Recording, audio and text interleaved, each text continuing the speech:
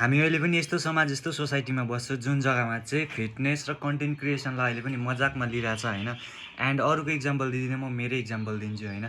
मै माथि धेरै मान्छेहरू हाँसिरहेको छ एन्ड मलाई केही मतलब छैन, तर त्यस्तो खासै बाल त केही पनि छैन मलाई होइन। हाँस्दै गर तिमीहरू, म माथि हाँस्दै गर, म डेली 1% बेटर बनिँदै जान्छु होइन।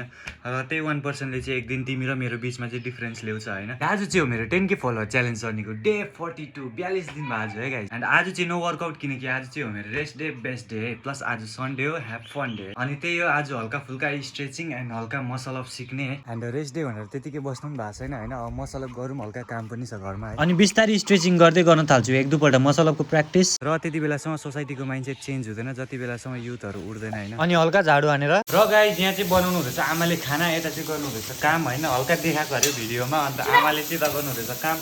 आमा म भर्खर झाडु हानेर आएको, तपाईँ के भन्न चाहनुहुन्छ? अब हात मुख धोएर खाना खानु आउँछ।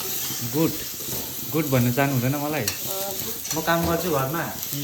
कहिले गयो? गर्नु परेन, बुहारी छैन, ल्याइदिनु। ल्याउनु परेन। अब चाहिँ नुहाइदिन्छु म जिमीलाई, किनकि आउनेवाला छ यसको अब मे बुबाइलाई भेट्नुलाई। हाम्रो जिमी त कति मजाले नुहाउनु मान्छ, अब चुप्पो लागेर बस्छ। अनि फटाफटसँगले जिमीलाई नुहाइदिएर हामी दुई भाइ चाहिँ निस्केको अब फुटबल हेर्नु सामसिङमा, किनकि सामसिङमा छ फाइनल है। आजको ब्लग कस्तो लाग्यो कमेन्ट गर्नु होला, अनि फलो गर्नुभएको छैन भने चाहिँ फलो पनि गर्नु होला है। अब भेटौँ नेक्स्ट भिडियोमा, बाई बाई।